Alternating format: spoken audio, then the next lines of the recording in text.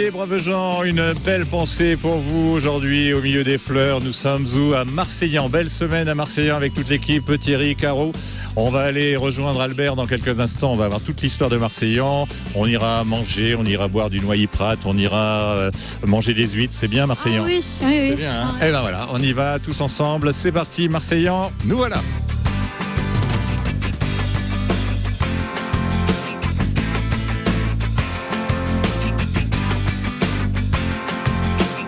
Je rejoins Albert qui fait partie des amis de Marseillan Patrimoine. Albert, alors comment on présenterait Marseillan?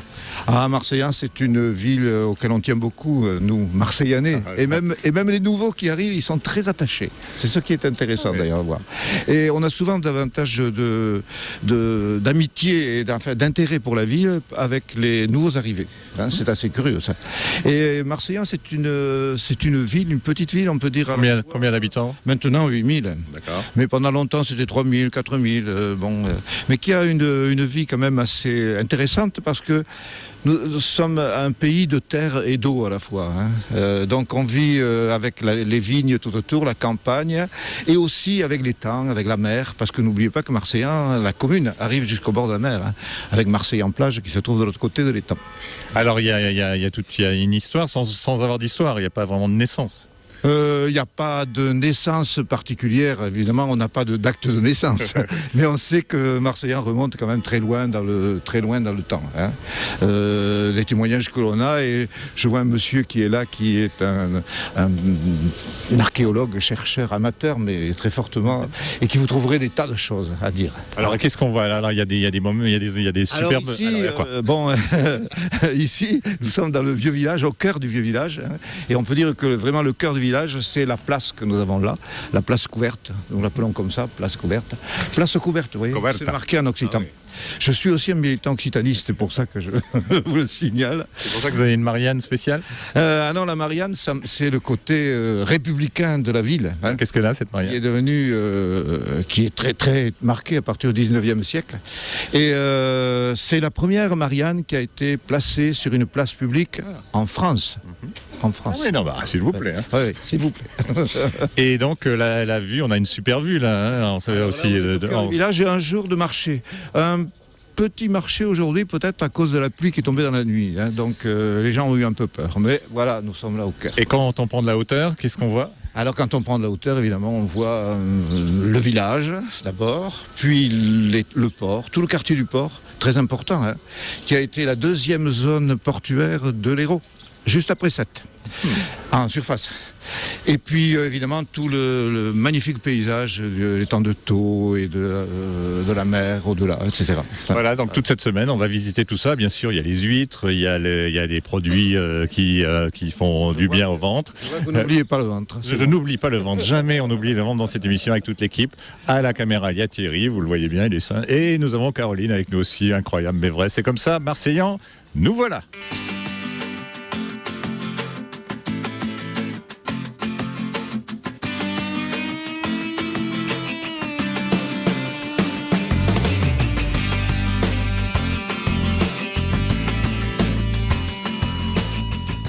Oui, je ne vous reçois pas. Télésauce International. Ici, nous sommes à Marseille. À Marseillan, il y a une spécialité qu'il ne faut pas manquer. Et celle-là, on ne la manque jamais, puisque nous allons dans le Noilly Prat comme si on y était. Ah, je vais mourir.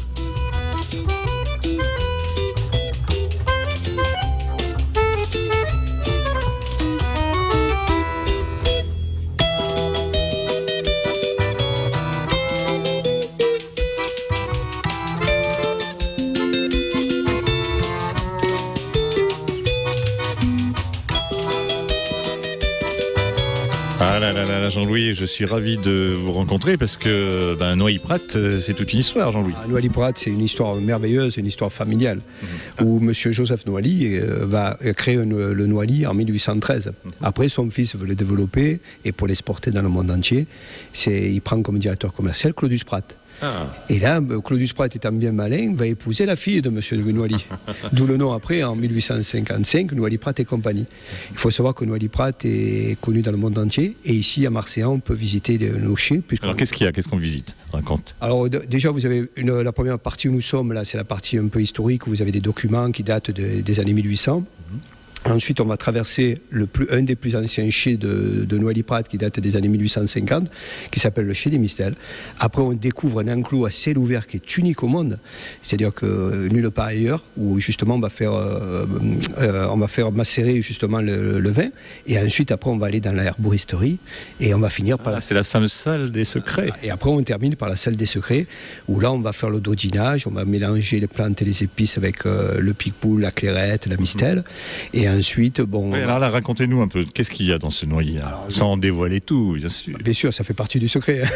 Il faut bien entendu qu'au niveau de la région, c'est très important, puisqu'on n'emploie que des vins de Marseillan, de l'étang de Thau, de Pomerol, Pinet, tout ça. On a 2 cépages, dont le fameux picpoul. Et le cépage clairette des coteaux du Languedoc, Et c'est des vins qu'on achète dans les caves coopératives ou dans les domaines privés, Jean-Louis, je vous arrête. Une fois qu'on a ces vins, c'est pas fini. Ah non, pas du tout. C'est là que commence la belle histoire du vieillissement. On va les monter en alcool, c'est-à-dire on va y ajouter de l'alcool pour les monter à 16 et 18 degrés. Et ensuite, on va les transférer dans cet enclos à ciel ouvert qui est unique au monde, puisque M. Noailly a repris ça du temps des Grecs et des Romains, de faire vieillir leur vin sur les ponts des navires. Donc on va chercher une oxydation qui est naturelle pendant une saison entière, une année entière, où là le vin va s'oxyder, va prendre son goût puissant et unique qui est le Noailly Prat original. Et donc les petits secrets, c'est quand on va y rajouter quelques petits ingrédients. Oui, les plantes et les épices qui viennent du monde entier, bien entendu, puisque Noailly Prat c'est un port ici, ça. Voilà, c'est un port et puis le port de Marseillan. Oui. Il y a des marins qui boivent. Et je veux dire, c'est vraiment unique, je veux dire, au niveau de toutes ces plantes et ces épices qui arrivent du monde entier, Et il y a une macération directe avec tout ce vin et ces plantes et ces épices. Alors on trouve celui qu'on est en train de boire là, le blanc qui est bien. L'original dry, oui. L'original dry. Right. Après, vous allez trouver le Noailly Prat rouge, qui est beaucoup plus épicé, dominance quinquina, clou de girofle, noix muscade, qui est plus doux, qui fait 16 degrés. Et après, vous avez le dernier né qui a été créé en 1986, le Noailly Ambré. Alors là, que les gens en raffolent, puisqu'on le trouve qu'à Marseille. Ambré. Allez, on y va. À demain.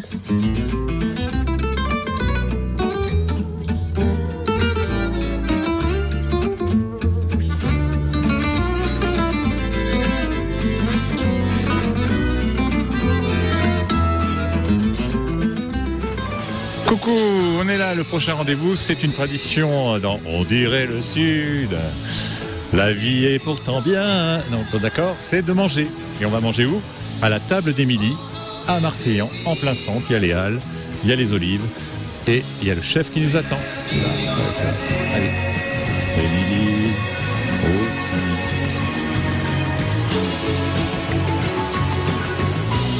Et toujours en été. Ah là là, c'est quand même un super décor, Vous avez choisi le lieu. Ça fait combien de temps alors, Dominique, que vous êtes là, la maison d'Émilie? La maison d'Émilie. Pourquoi d'Émilie, tiens? Parce qu'Émilie, c'est notre fille. Nous avons décidé de donner le prénom de notre fille à notre établissement.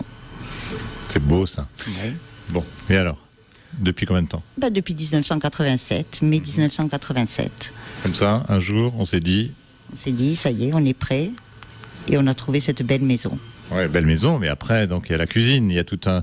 Depuis, ça a évolué, non? Sûrement. Oui, bien sûr. Tout a évolué, la cuisine, le décor, et puis l'amour de la cuisine, parce que mon mari est un amoureux de la cuisine. Ah, il paraît que vraiment c'est un inventeur, il adore changer sa carte souvent, c'est ça? Énormément, il mélange le poisson avec la viande, tout ce qui est produit terre et mer, tout un mélange. Et puis toutes les saveurs, et puis la présentation sur l'assiette, c'est un artiste. Voilà, beaucoup d'épices. Il adore ça. Il adore ça. On va le rejoindre, Chiche. Allez, on y va. Il s'appelle Daniel. Daniel, j'y vais. Je vous laisse. Allez. En plus.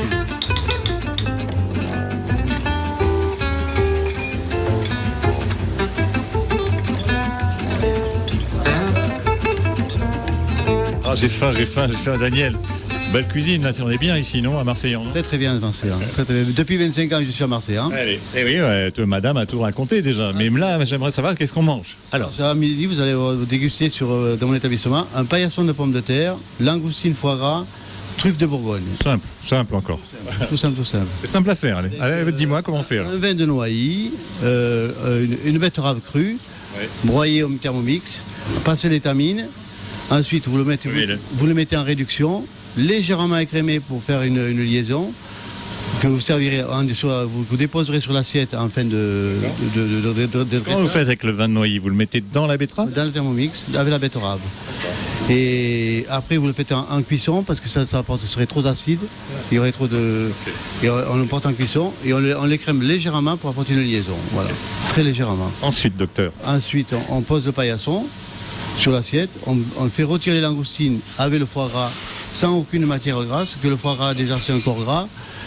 La langoustine, vous faites retirer votre langoustine, vous déposez le foie gras sur votre langoustine, sur la paillasson de pommes de terre, la langoustine, et vous incorporez, vous mettez votre betterave et noilly autour de votre assiette, avec une petite mêlée de salade d'hiver, truffe de Bourgogne.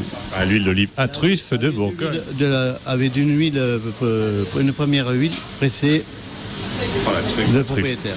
On finit? Voilà. Allez, on finit de préparer là, parce qu'on va amener tout ça. On dépose le foie gras, la langoustine sur le paillasson de pommes de terre.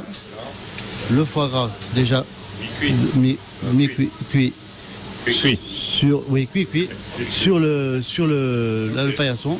Et on y va? Et vous pouvez déguster mon père. On y va, parce que là, merci Daniel. Ah, c'est bien.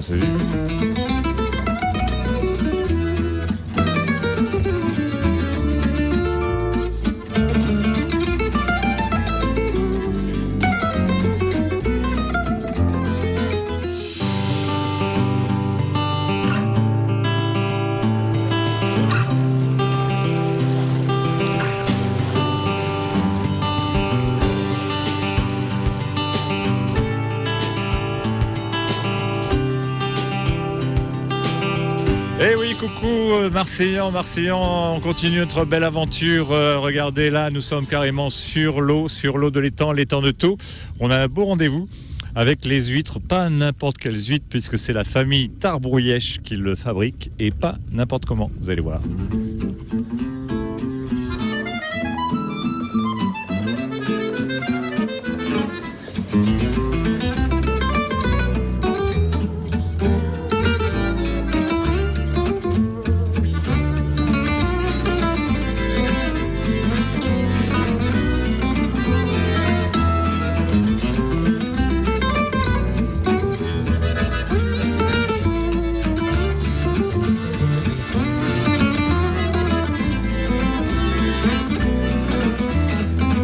On est en plein milieu de l'étang de Thau avec Florie qui est là en plein milieu de son c'est quoi? C'est un parc à huîtres, voilà, mais pas n'importe quel parc. Pas n'importe quel parc. Pourquoi? Parce qu'un jour, c'est quoi? C'est les parents? Alors oui, c'est le père, Florent Tarbrouillèche, qui a eu l'idée de faire sortir les huîtres de l'eau, parce qu'on s'est rendu compte qu'avec un peu de marée, les huîtres étaient plus jolies. Donc on a décidé de les faire sortir de l'eau. Le problème, c'est qu'ici en Méditerranée, il n'y a pas de marée. Oui. Quoi qu'on se marre de temps en temps quand même. Donc il a fallu trouver une solution pour les faire sortir de l'eau. Alors. Donc c'est à ce moment-là qu'on s'est dit, si on captait l'énergie solaire, donc on a placé des panneaux solaires sur nos parcs, comme vous voyez. Donc l'énergie accumulée est transmise à des moteurs. Et les moteurs que vous voyez sur les perches actionnent ces IPE en alu, les font tourner. Les tubes, quoi. Les tubes. Et les cordes vont s'enrouler autour des tubes. Donc ce système ça va faire remonter la corde d'huître et donc laisser les huîtres à l'air libre. Au lieu de subir la marée comme en Atlantique, qui est de 6 heures, alors nous on la contrôle, puisqu'on peut la faire sortir 6 heures, 10 heures, 24 heures. On la contrôle comment? On la contrôle grâce à des ordinateurs en fait. Ces panneaux solaires sont reliés à des ordinateurs à terre.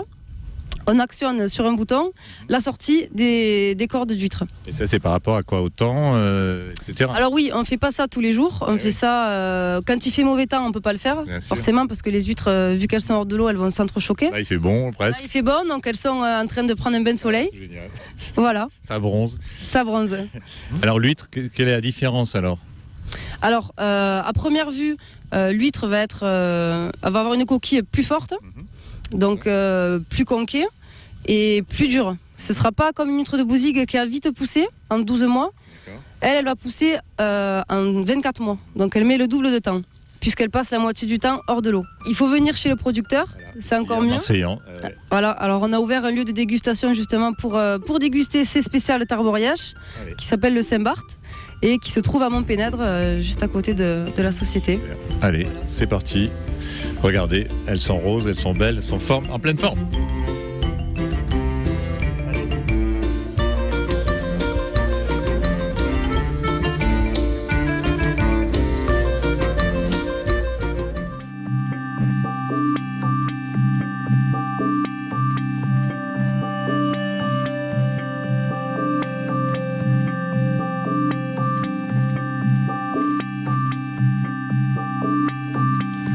Coucou, on reste au bord de l'étang de Thau.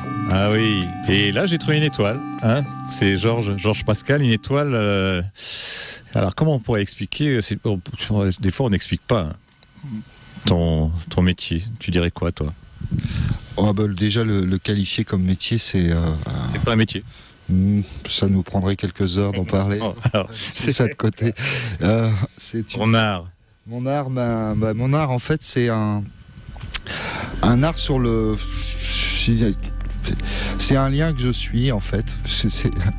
C'est un lien formel et c'est un lien aussi qui est une idée du lien et une idée de la manière dont on peut l'aborder et l'écouter, le lien. Et je me suis retrouvé ici un peu à la suite de circonstances, de coïncidences. Donc c'est un lien... Avec les Tarboriaches ? Avec les Tarboriaches, effectivement. Un lien suivi. On s'est rencontrés en Californie. Et c'était inattendu de se retrouver ici. Surtout... Tu es venu leur dire bonjour ici, forcément un jour ? En fait, je suis venu leur dire bonjour. Et puis, ils m'ont proposé de passer du temps ici. Et c'est le 3e été que je passe ici... avec mon fil avec mon travail, mon fil d'Ariane, qui sont des sacs plastiques qui sont tressés. Et c'est une manière de mettre en forme ce matériau que j'utilise depuis une quinzaine d'années. Et un beau jour, tu as dit, tiens, si j'allais plus loin. Je suis venu ici avec des sculptures que je comptais surtout photographier en fait et mettre en situation. Et puis je me suis un peu demandé ce qui caractérisait le lieu et à force d'y vivre, je me suis aperçu que c'était le vent. Quelque temps, le temps qu'il fasse, il y a un vent constant, il change évidemment. Et du coup, j'ai commencé par une sculpture, ce que j'appelle c'est une boule, quoi, que j'ai suspendu et puis je me suis dit je vais mettre un feutre au bout et puis on va les faire dessiner. Et puis cette année... C'est quoi? C'est feignant ça ou quoi? C'est l'art de la feignantise. L'art de ne rien faire d'une certaine manière. Tout s'agite autour de vous. C'est essayer de tomber juste, quoi. Quand c'est de tomber juste de manière à être un peu tranquille. Il y a un hamac en général ici. Moi, il était assez inspirateur aussi du processus. Et voilà, après la bonne surprise c'est que ça fonctionne et effectivement elles ont travaillé tout l'été et t'es épuisé toi. Et voilà, maintenant il va falloir songer à les montrer. Ouais. Et ça se vend, ça se vend bien même, non? Oui. Et oui, on peut dire comme ça. Bientôt une galerie à 7, tu vas exposer. C'est un travail qui va sans doute être présenté, oui, à 7 au printemps chez Euphorie. Avec d'autres choses évidemment. Et puis entre temps on va continuer à les faire marcher encore jusqu'à ce qu'il se fasse très froid. Georges Pascal, dans le vent. Et nous aussi on est dans le vent, on continue puisque tant que le vent soufflera, on se régalera. Merci.